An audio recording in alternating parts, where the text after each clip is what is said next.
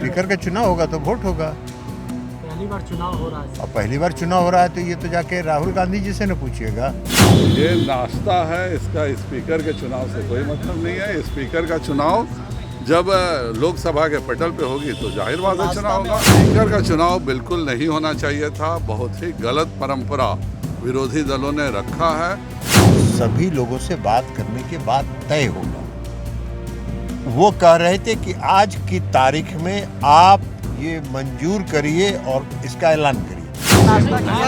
नाश्ता बहुत अच्छा रहा, इसके लिए बहुत धन्यवाद दिए। आप लोग कितना पूरी तरीके से इसमें कहीं किसी को कोई शंका थोड़ी है। और देखिएगा हम लोग के संख्या बढ़कर ही इस बार उनका चुनाव जब वो जीतेंगे ओम बिरला जी, तो उसमें संख्या भी आप देखेंगे। अगर वो संसदीय की परंपरा को नहीं मानेंगे तो स्वाभाविक है चर्चा और किसी भी स्थिति के लिए तैयार है। सीनियर नेता हैं ललन बाबू, मंत्री भी हैं, पार्टी के हैं, तो उन्होंने नाश्ता पे बुलाए थे। एक नाश्ता पर ही हुआ, कोई ऐसी चर्चा नहीं हुई है। पक्ष विपक्ष सबको लेके चलते हैं, लेकिन पहली बार है जो इस तरह से हो रहा है चुनाव करके, तो ये गलत है ना। तो उस पर हम जो है एनडीए एक है। नमस्कार, आप देख रहे हैं लाइव सिटीज़। मैं हूं आपके साथ सौरभ राय। ललन सिंह ने बिहार के सभी एनडीए के सांसदों को सुबह के नाश्ते पे बुलाया और सभी एनडीए के सांसद मौजूद रहे। आपको बता दें कि आज से औपचारिक रूप से पार्लियामेंट की शुरुआत हो गई है। सभी सांसद शपथ भी ले लिए हैं और अब पार्लियामेंट में गहमा-गहमी भी देखने को मिल सकता है। उससे पहले बिहार एनडीए के सभी नेता एकजुट हुए और आगे की रणनीति के ऊपर चर्चा किए हैं। पहले तमाम सांसदों को सुनिए क्या कुछ कह रहे हैं नाश्ते के बाद। एनडीए के जितने सांसद थे, मंत्रीगण थे, सबों को नाश्ते पर हमने आमंत्रित किया था और सब लोग नाश्ता करके संसद में गए और अब हम लोग भी संसद जा रहे हैं। तो कोई बैठक नहीं थी, सिर्फ सभी बिहार के एनडीए के साथियों को हमने नाश्ते पर आमंत्रित किया। स्पीकर के चुनाव में सर आज होने वाला है, पहली बार है कि स्पीकर का चुनाव होगा तो वोट होगा।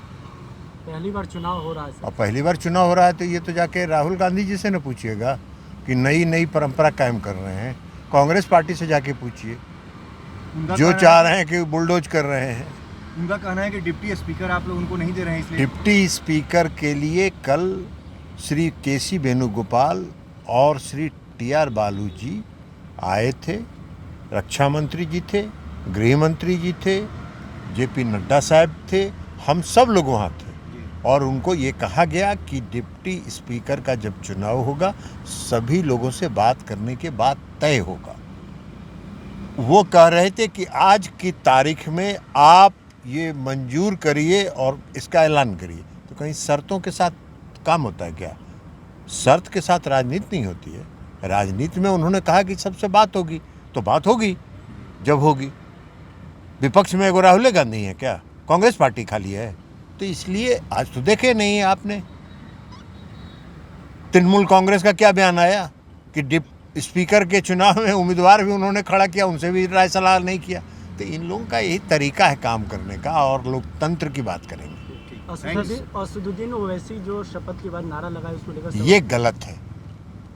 आप भारत के संविधान के प्रति शपथ लेते हैं और भारत के संविधान के प्रति शपथ लेने के साथ आप किसी विदेशी मुल्क का जिंदाबाद करते हैं। यह आपके जो शपथ आपने लिया उसको भी यह दर्शाता है कि आपने शपथ जो है आधे मन से लिया। विपक्ष के बहुत सांसद अपने अपने तरीके से सर नारेबाजी कर रहे थे, अपने अपने तरीके से। अरे वो तो अलग बात है, सबका नारा लगाते रहिए। आप भी नारा लगाइए यहाँ खड़ा होकर, आपको भी स्वागत है, नारा लगाइए। ठीक, चलिए। माननीय ललन जी ने सभी को नाश्ता पे बुलाया था। नाश्ता हम लोग अच्छे से किए, बहुत ही अच्छा नाश्ता किए। मंत्री बनने के बाद ललन जी ने सभी बिहार के सांसदों को भोज दिया था और हम वो अटेंड करने आए थे। लोकसभा स्पीकर के चुनाव के पहले ये बैठक है, यूनिटी दिखाने की कोशिश है आप लोगों की। ये नाश्ता है, इसका स्पीकर के चुनाव से कोई मतलब नहीं है। स्पीकर का चुनाव जब लोकसभा के पटल पे होगी तो जाहिर बात है चुनाव होगा। क्या क्या बातचीत हुई? केवल नाश्ता हुआ है और नाश्ते में जितने सारे गपशप हुए हैं वो सब आप सब जान के कीजिएगा क्या, नाश्ता के अलावा कुछ नहीं हुआ, कोई बैठक नहीं हुई। चाय पे तो चर्चा बहुत सी होती है। वो लेकिन 6 अलग बैठे थे ना, तो 6 की अलग अलग चर्चा हुई है, तो 6 टेबल थे, तो 6 टेबल का अलग 6 चर्चाएं बतानी पड़ेंगी आपको। आपके टेबल पे सर क्या चर्चा हुई? आपके टेबल पे सर क्या चर्चा हुई? स्पीकर का चुनाव बिल्कुल नहीं होना चाहिए था। बहुत ही गलत परंपरा विरोधी दलों ने रखा है।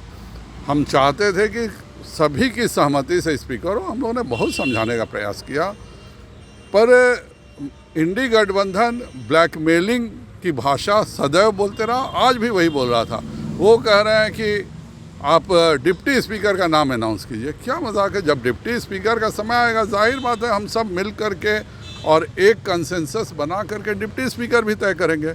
लेकिन इतनी गलत परंपरा 52 के बाद आज तक कभी स्पीकर का चुनाव नहीं हुआ था।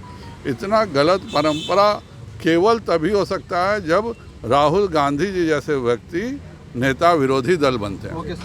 सर क्या नाश्ता में क्या बातचीत हुई? नाश्ता में आज क्या बातचीत हुई सर? जायसवाल साहब आपको बोलेंगे इसके बारे में और ललन बाबू बोलेंगे। हम लोगों को अभी कुछ नहीं नाश्ता बोलना किया? है। नाश्ता बहुत अच्छा रहा, इसके लिए बहुत धन्यवाद दिए हैं।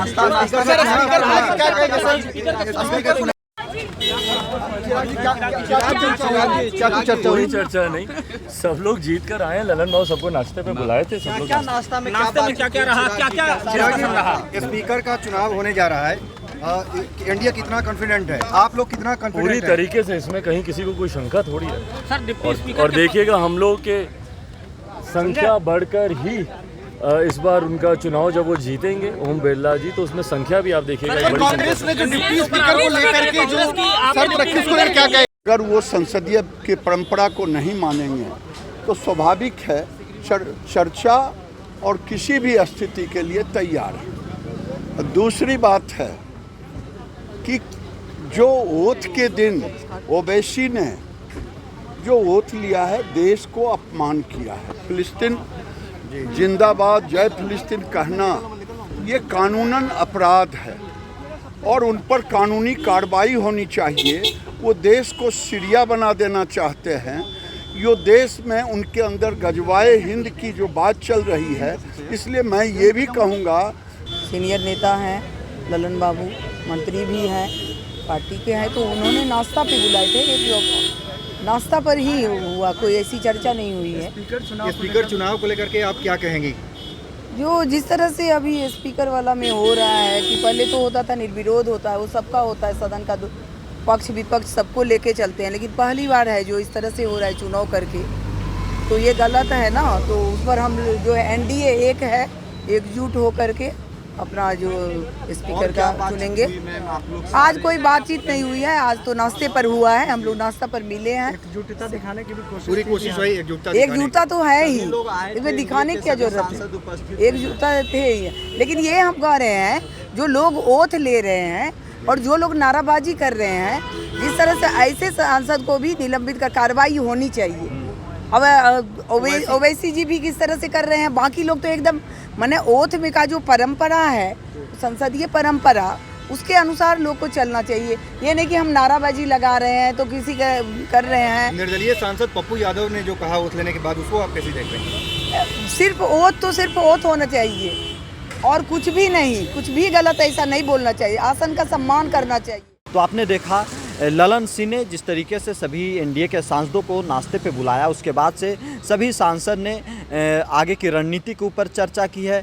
नाश्ते के ऊपर क्या क्या बातचीत हुई, ललन सिंह ने क्या सांसदों को हिदायत दिया है, क्या बातचीत की है, क्या रणनीति तैयार की है, आपने देखा। आपको बता दें कि स्पीकर का पद को लेकर के जिस तरीके से पक्ष और विपक्ष में तकरार दिख रही है, लगातार एक दूसरे के ऊपर लोग सवाल उठा रहे हैं। जहां विपक्ष डिप्टी स्पीकर पद को लेकर के अड़ी हुई है, उनका कहना है कि डिप्टी स्पीकर का पद चाहिए। वहीं पक्ष जो सरकार के लोग हैं वो कह रहे हैं कि पहले स्पीकर का चुनाव होगा, उसके बाद डिप्टी स्पीकर पे बात होगी।